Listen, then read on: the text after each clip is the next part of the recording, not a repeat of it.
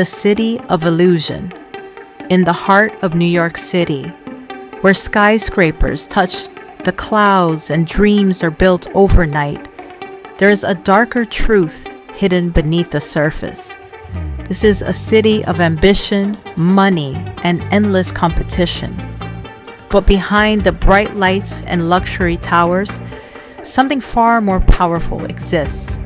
A force that cannot be bribed, cannot be escaped, cannot be destroyed. People call it karma. And in this city, one man is about to learn that lesson in the most painful way imaginable.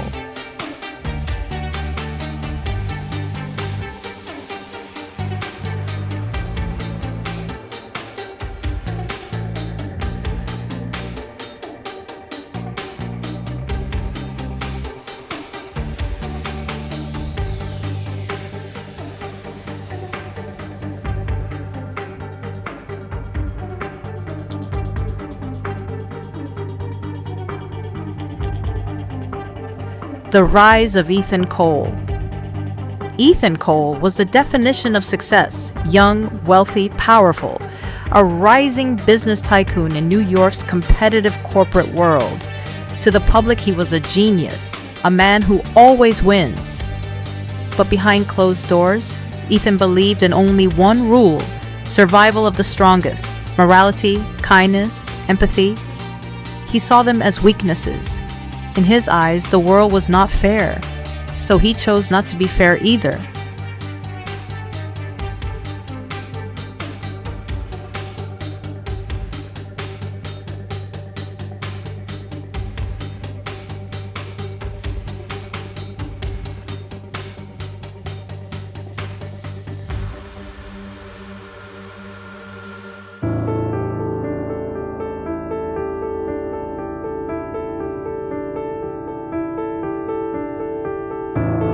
The dark deals. To climb higher, Ethan began eliminating anyone who stood in his way. Competitors were sabotaged. Reputations were destroyed through manipulation and lies. Entire careers collapsed overnight because of his silent influence. One of his rivals begged him for mercy after losing everything. But Ethan only smiled coldly, because in his world, weakness deserved to be erased. Each victory made him richer, but also created something he refused to see: invisible consequences, quietly building in the shadows.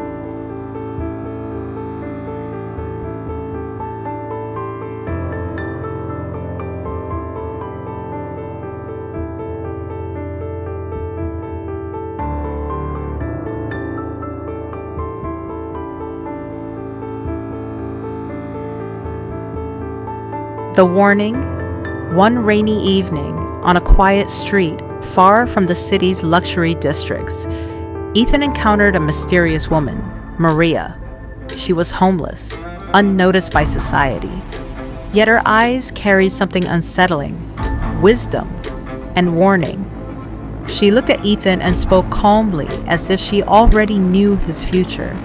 She told him that every action creates a reaction. Every harm creates a return. That one day, everything he had taken from others would return to him. Ethan laughed.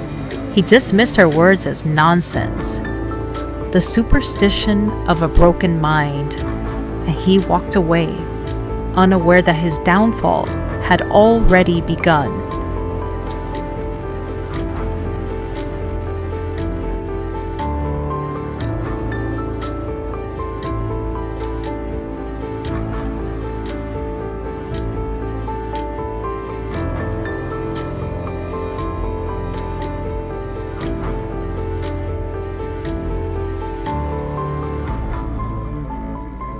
The first signs of collapse.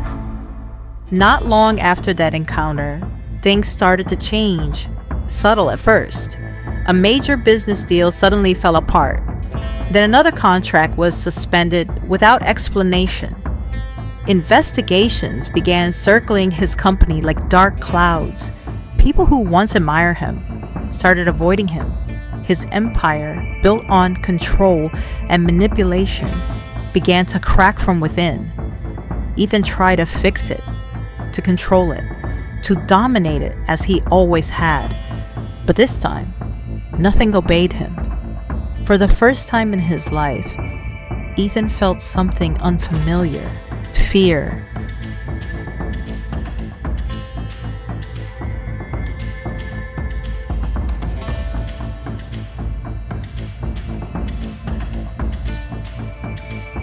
The fall. Within days, everything collapsed. Authorities launched full investigations into fraud and unethical practices. Former allies turned into witnesses. Employees leaked evidence. The media tore apart his name. The man who once controlled everyone now could not control anything. Sitting alone in his empty office, Ethan could barely recognize his own life. Everything he built was gone. And in the silence, one question haunted him. How did this happen so fast?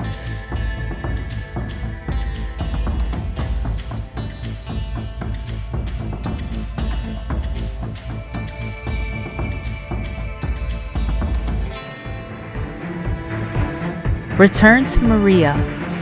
Broken and desperate, Ethan returned to the only place he remembered from before his rise, the streets where he had met Maria. And there she was, standing calmly, as if she had been waiting all along. Ethan demanded answers. Who was she? How did she know everything? But Maria did not answer with anger or revenge. Instead, she spoke with calm certainty. She reminded him of his own words, his arrogance, his belief that power made him untouchable. And then she revealed the truth.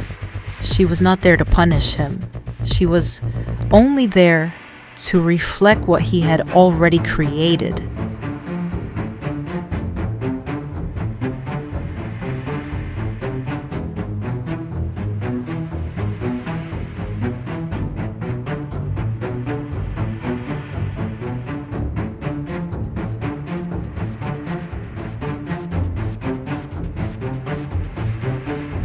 Final lesson: karma. As rain poured over the empty streets of New York, Ethan finally collapsed to his knees. For the first time in his life, he was no longer powerful, no longer feared, no longer in control, only human. He begged for a second chance, but Maria's voice was soft and final. Karma does not punish. Karma does not forgive. It only returns what is given. And with those words, she disappeared into the rain, leaving Ethan alone, with nothing but the weight of his own actions. The gilded cage and the missing diamonds. The crystal chandeliers cast long, fractured shadows across the imported Italian marble floors of the Sterling estate in Beverly Hills. The lingering scent of expensive Tom Ford perfume and stale vintage champagne hung heavy in the air. The grand, opulent party had finally come to an end, but beneath the veneer of high society elegance, a deeply orchestrated symphony of malice was just tuning up. Suddenly, the cavernous living room was pierced by the shrill, hysterical voice of Margaret, the formidable matriarch who ruled the family with an iron, diamond-encrusted fist. She was frantically tearing through her quilted Chanel handbag, her face a mask of manufactured panic. Her prized possession, a limited edition, custom-made Cartier diamond bracelet, had vanished. And in the ruthless ecosystem of the Sterling family, objects of such immense value do not simply slip away into the night. In Margaret's elitist mind, there was only one person in the room desperate enough and poor enough to take it.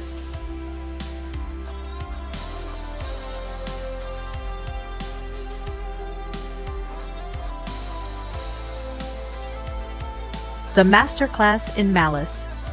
Moving with the terrifying, unblinking precision of a predator zeroing in on a wounded bird, Margaret bypassed the sweeping staircases and antique vases, marching straight toward Elena.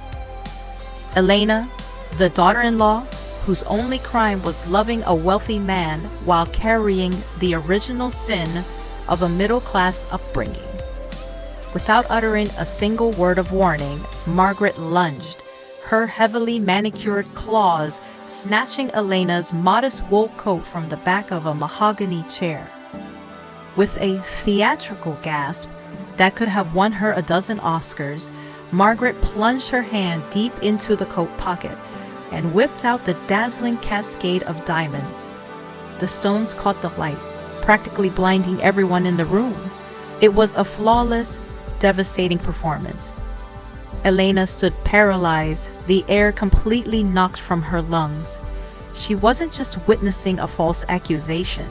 She was watching her entire life, her reputation and her dignity being publicly slaughtered in a trap meticulously built by the woman who was supposed to be her family.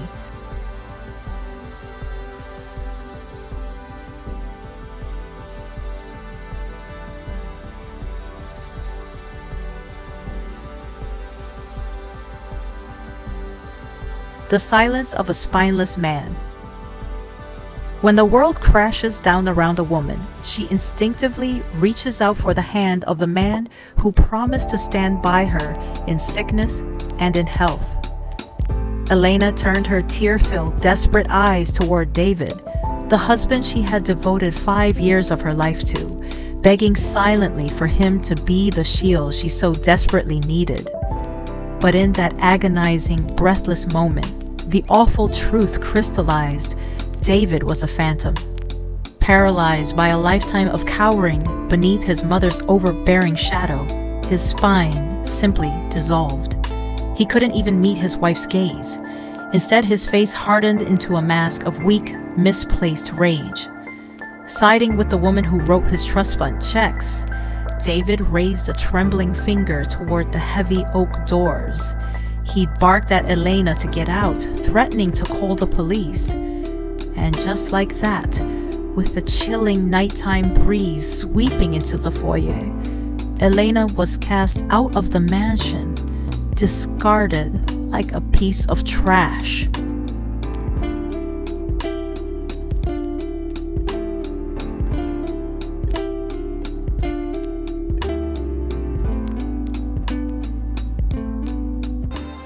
The Wrath of the Queen.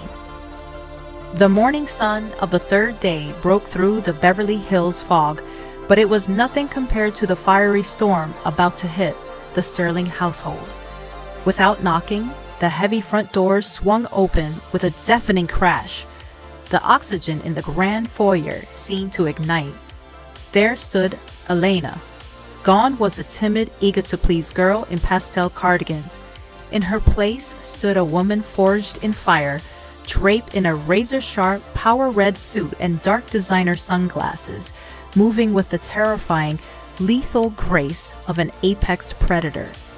Margaret's haughty laughter choked in her throat, her delicate porcelain teacup slipping from her trembling fingers and shattering into 100 pieces across the marble floor. They had expected a broken beggar crawling on her knees. Instead, they were staring at a reigning queen, stepping back into the conquered territory, not to negotiate a peace treaty, but to watch the empire burn. The indisputable checkmate. Elena didn't waste her breath on shouting or trading insults with the pathetic duo. She let the undeniable truth do the screaming. Striding forward with terrifying confidence, she slammed a silver iPad onto the center of the glass coffee table. She hit play. The screen flickered, projecting a crystal clear black and white feed from the hidden bookshelf camera. There it was, the undeniable ugly truth displayed in high definition. The footage showed Margaret, utterly alone in the room, slyly removing her own Cartier bracelet from its velvet box, looking over her shoulder and deliberately burying it deep inside Elena's coat pocket. The grand, aristocratic illusion shattered into a million irreversible pieces.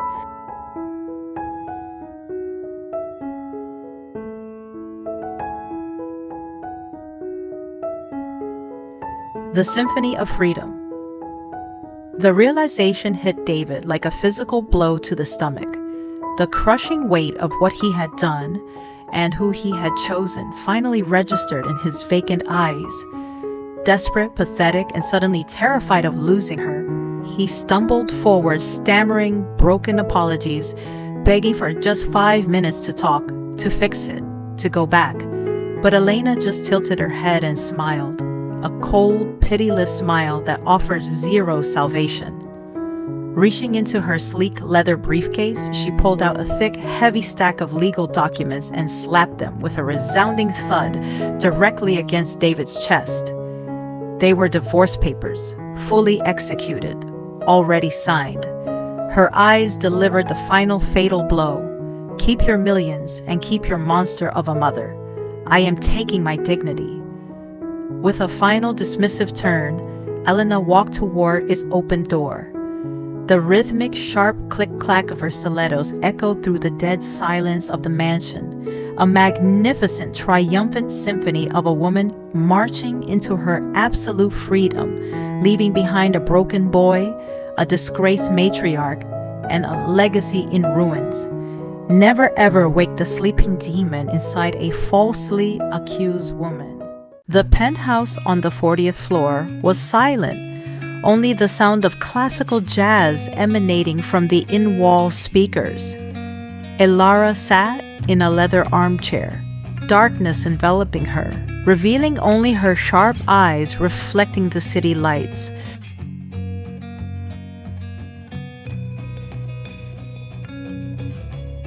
In her hand was a glass of red wine, the liquid shimmering like blood with each slight turn of her wrist. The front door opened with a sharp click. Julian entered, bringing with him a blast of cold air from the hallway. He looked impeccably dressed in his custom-made suit, the smile of someone who had just won $1 million lawsuit still lingering on his lips.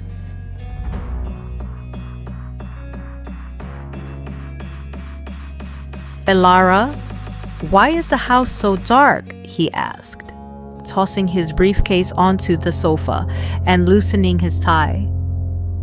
I've made a reservation at the French restaurant. We have to go now or we'll miss our appointment. Elara didn't answer. She raised the glass to her lips, taking a small, slow sip, as if savoring the impending fear. Do you smell anything, Julian? She asked, her voice low and velvety.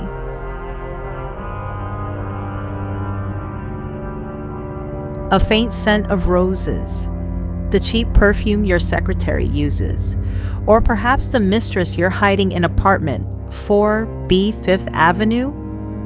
Julian froze. A moment of silence stretched on like an eternity. He forced a smile, trying to regain the composure of a top lawyer. You're starting to imagine things again.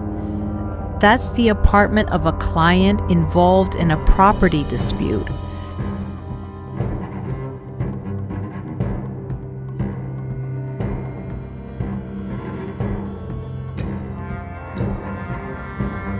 The defendant and the witness. Client, Elara rose, walking slowly toward him. The sound of her high heels clicking on the wooden floor echoed steadily like the ticking of a death clock. So, did that customer leave these diamond earrings in your jacket pocket? She held out her hand. A pair of earrings sparkled in the dim yellow light. Julian swallowed, his throat dry. His deceitful instincts urged him to deny it, but Elara wouldn't give him the chance. She walked to the laundry room door and flung it open. Sarah emerged, cowering.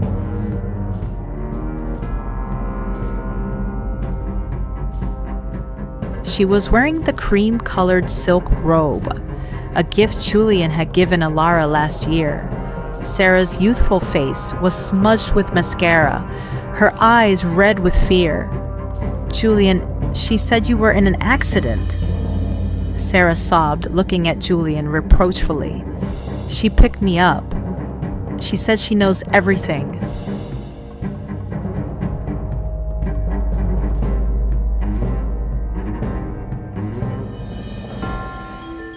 Julian looked at Sarah, then at Elara. His confidence had completely crumbled. The room now resembled an interrogation room. "Julian," Elara said, her voice now full of authority. "You always said in court, the truth doesn't matter. What matters is who tells the better story. Well, let me tell you my story."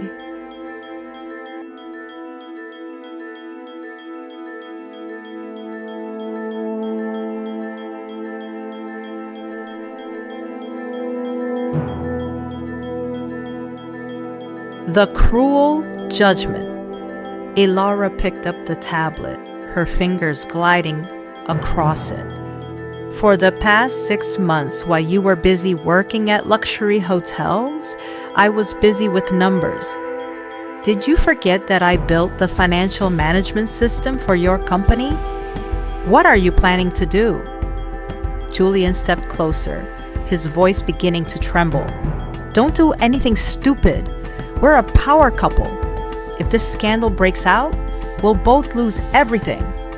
"No, only you will lose everything," Elara smiled, a smile that didn't reach her eyes.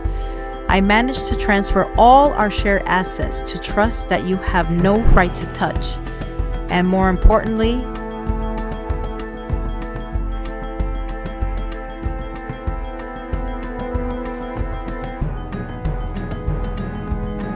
she turned the tablet screen towards him.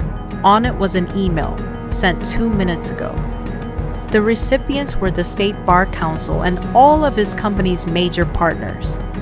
Attached were audio recordings, images, and evidence of Julian using company money to support his mistress.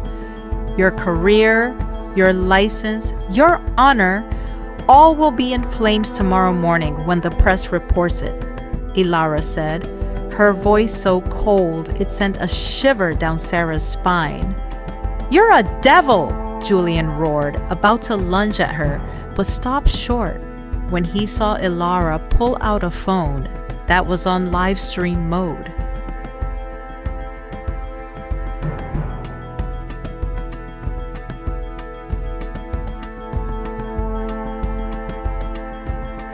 "Hello everyone," Elara said into the phone. "This is my husband, the renowned lawyer Julian, who was just caught cheating in his own home. You see, even the smartest people make silly mistakes sometimes." End. The door slaps. Julian collapsed to the floor, his eyes vacant, staring into space. The empire he had painstakingly built with lies had crumbled in a single night. Sarah could only stand beside him, weeping, realizing she, too, was just a discarded plaything. Elara, wearing a luxurious overcoat and carrying a handbag, looked at Julian one last time, not with hatred, but with utter contempt.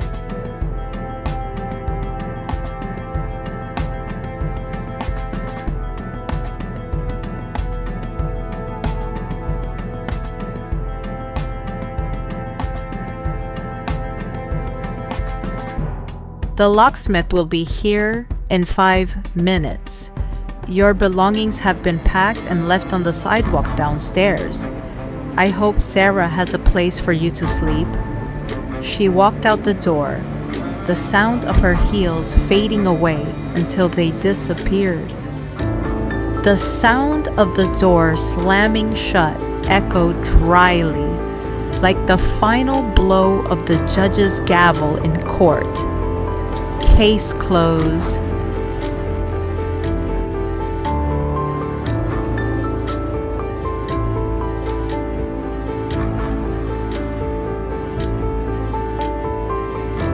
My lawyer husband thought he could hide his mistress in my own house.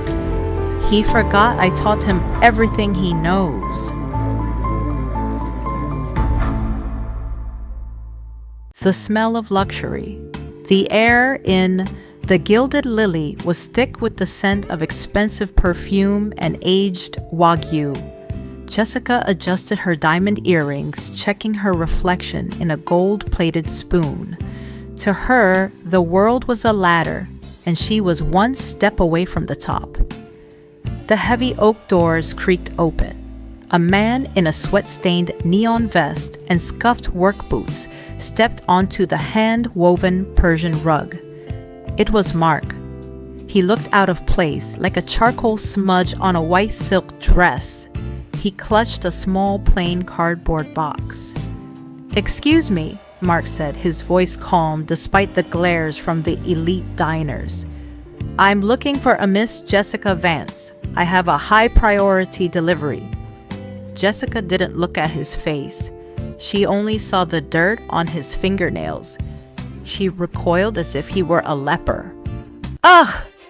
Don't come any closer. Can't you see I'm wearing a $5,000 dress? Security! Why is this creature allowed inside?" "I just need a signature, ma'am," Mark replied, his eyes tracing the room with a strange, observant stillness. "This package is from Aerotech. It's confidential."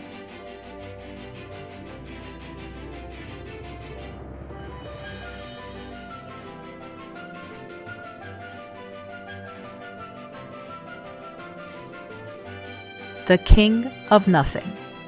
"Is there a problem here, babe?" Robert swaggered to the table, adjusting his cufflinks. He was the CEO of a mid-sized firm, desperate to break into the big leagues. He looked at Mark and let out a sharp, condescending bark of laughter. "A delivery boy? In here?" Robert pulled out a gold money clip, peeled off a single crumpled $1 bill, and let it flutter to the floor near Mark's dirty boots. "There you go, son. Take that, go buy yourself a bar of soap, and find a job that doesn't involve bothering your betters." The restaurant fell silent. Mark looked down at the dollar bill, then up at Robert. A faint, knowing smile played on his lips. "You know, Robert, money is a lot like sand. The harder you try to grab it, the faster it slips through your fingers." "Don't give me philosophy, you loser," Robert snapped, grabbing the box. "Get out before I have the police trespass you."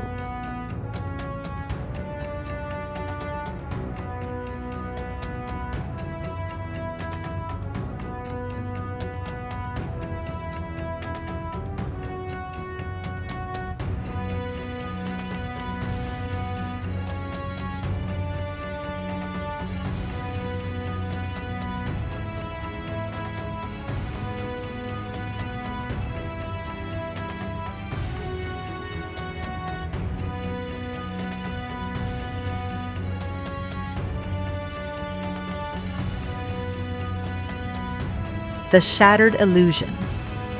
Mark turned and walked out without a word. Jessica laughed, leaning into Robert's shoulder. "God, honey, you're so powerful. I love how you put those people in their place." "It's called status, Jessica." He wouldn't understand. Robert tore the box open. He expected a prototype, a contract, or perhaps a luxury watch from the billionaire he was trying to court, the mysterious Mark Kingston. Instead, his hands began to shake.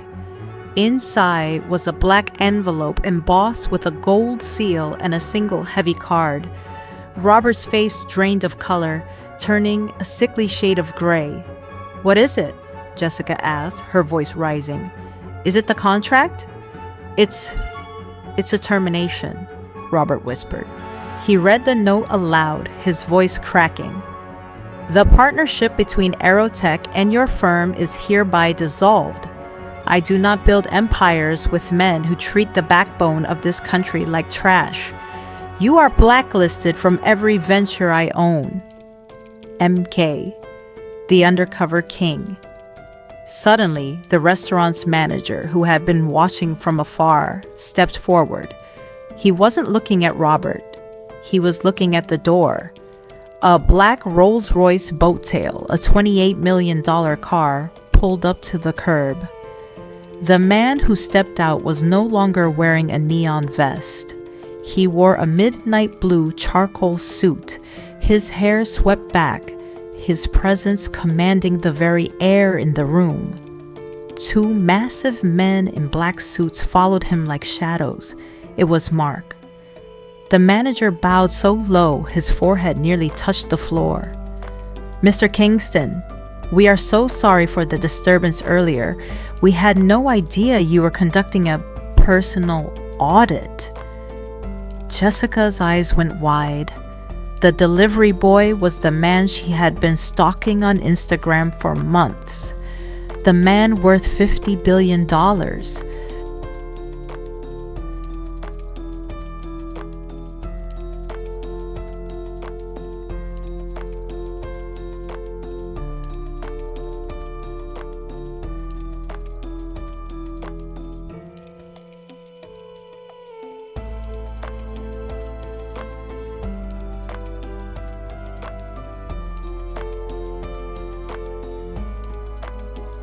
The final reckoning. Jessica shoved Robert aside, nearly knocking him over. She sprinted toward Mark, her face twisting into a mask of fake adoration. "Mark, oh my God, what an incredible performance," she squealed, reaching for his arm. "I knew it was you. I was just playing along with the mean girl act for your social experiment. I'm a huge fan of your philanthropy. Why don't we sit down? I'll order the finest cristal." Mark stopped. He didn't pull away. He simply looked at her hand on his sleeve as if it were a stray piece of lint. "You didn't know me, Jessica," Mark said, his voice like ice. "You saw a man you thought was beneath you and you treated him like dirt. That wasn't a performance. That was your soul showing through the cracks." He turned to Robert, who was standing frozen by the table. "And you? You think a suit and a bank account make you a king? A king protects his people. He doesn't kick them. As of 5 minutes ago, I've purchased the debt on your company. You have 24 hours to vacate your office." The bitter end. The waiter approached the table, holding the bill for the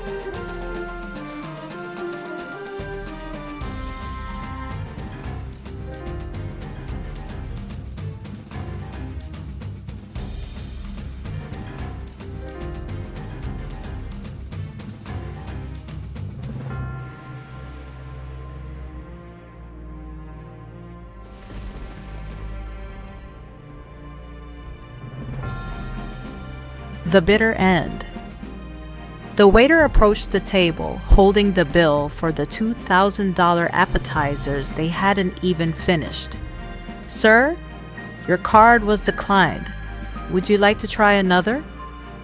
Robert looked at the tip he had thrown at Mark, the $1 bill lying on the floor. It was the only money he had left that would actually clear.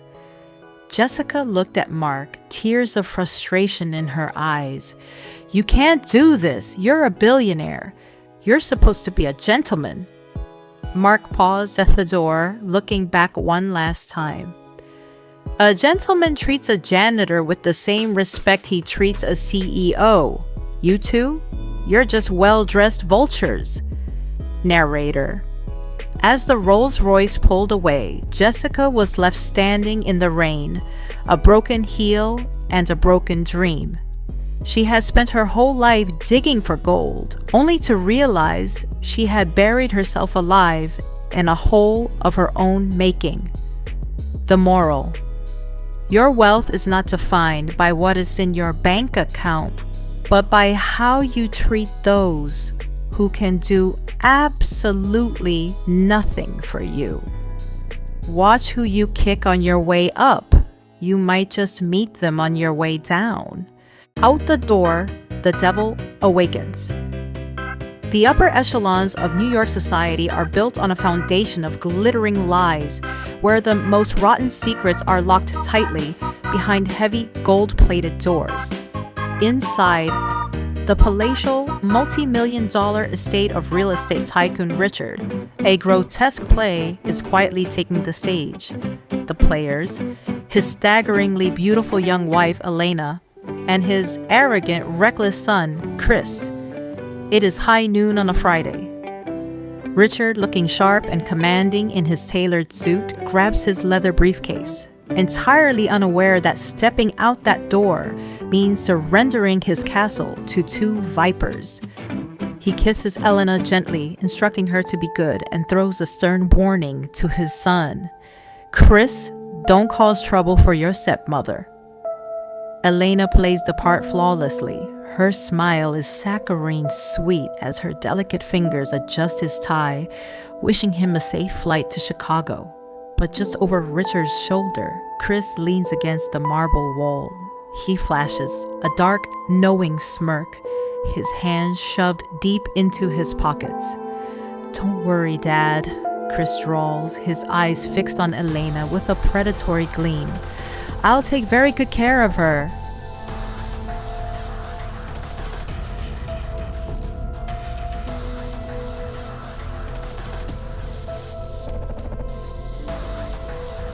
When the masks fall. The heavy iron gates of the estate haven't even fully closed behind Richard's gleaming black Rolls Royce before the fragile illusion of a happy family shatters into a million pieces. The moment the engine noise fades, the suffocating air of forbidden lust fills the cavernous living room. Elena doesn't waste a second. Her gentle, dutiful wife persona vanishes, replaced by a cold, calculating sneer. She glides toward the crystal minibar, pouring 2 glasses of wine as red as fresh blood. "The old man is finally gone," she sighs, handing a glass to Chris. "I'm so sick of playing the innocent virgin." Chris doesn't just take the glass. He steps into her space, his arms snaking around her waist, pulling her hips flush against his. He mocks his father's blindness, laughing at how Richard actually believes she loves his aging wrinkles rather than his limitless black credit card. Elena tips her head back, letting out a wicked, seductive laugh. She traces the line of his jaw. "Doesn't matter," she whispers. "Sooner or later, this entire empire will belong to you. And as for me, I am yours right now."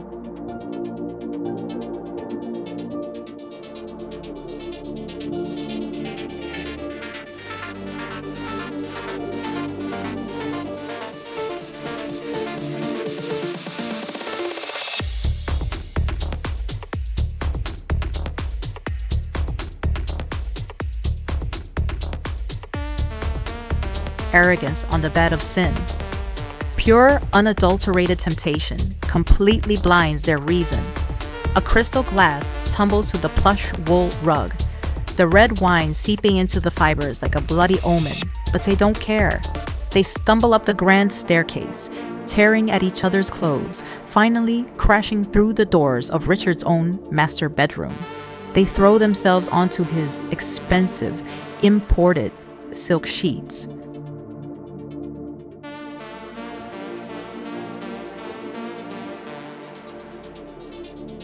Clapping in the dark. But they are absolute fools. What they don't realize is that the true master of the house, the real devil, never even left. Right as their treacherous affair reaches a fever pitch, a sharp, mechanical sound slices through the heavy breathing in the room. Beep. The electronic lock on the heavy oak door flashes from red to green. The door swings open, casting a long, terrifying shadow across the bed. Standing in the doorway, half swallowed by the darkness, is Richard. He doesn't yell. He doesn't rage. Instead, he slowly uncrosses his arms.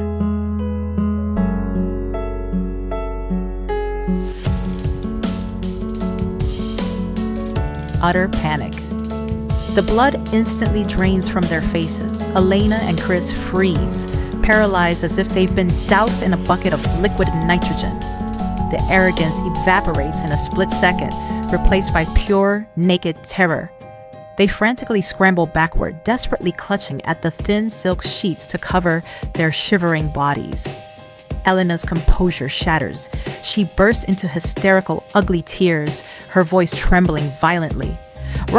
Richard, why are you here? You were supposed to be on a plane. It's not what it looks like. Chris forced himself on me. Without missing a beat, Chris turns on her, his eyes wide with panic as he tries to save his own skin. Dad, don't listen to her. She drugged my drink. The bitch seduced me.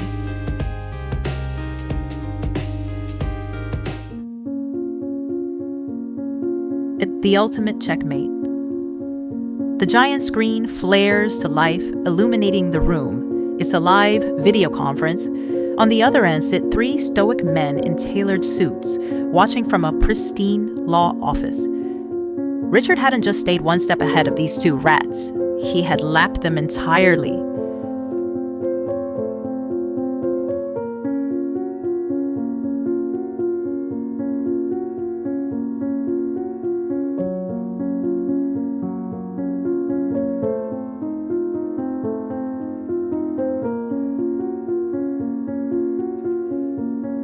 You set a trap for me, she wails.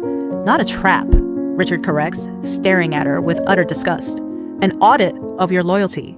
Elena, per the strict infidelity clause in our prenuptial agreement, you are officially evicted. You leave with nothing, not a single cent. Then, he slowly turns his gaze to Chris. The air in the room turns lethal. And you? The DNA results arrived on my desk last week.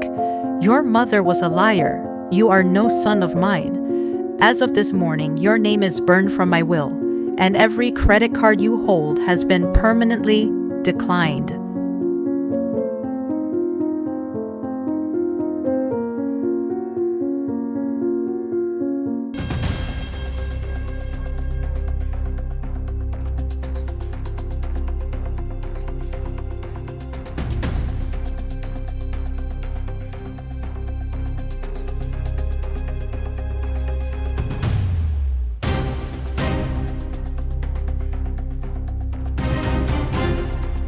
Outside, the bitter midnight winds of New York howl through the streets.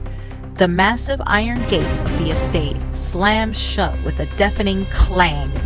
Elena and Chris are violently thrown onto the freezing pavement by towering security guards, shivering violently in nothing but their sheer, flimsy sleepwear. Elena desperately shakes the iron bars, sobbing for a mercy she doesn't deserve. Chris, trembling from the cold, glares at her with venomous hatred, cursing her name into the night. High above them, standing on the grand balcony, Richard looks down upon the wreckage of his enemies. He holds a crystal glass filled with that exact 50-year-old vintage wine. He takes a slow, savoring sip, raises his glass to the pathetic figures below, and smiles.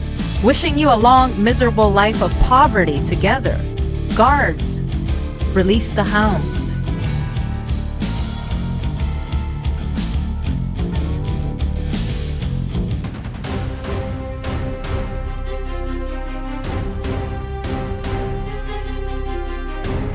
Never ever try to outsmart a man who built an empire from the dirt up. Because the moment you think you are playing them, you realize you were never the player. You were just a disposable pawn on their chessboard.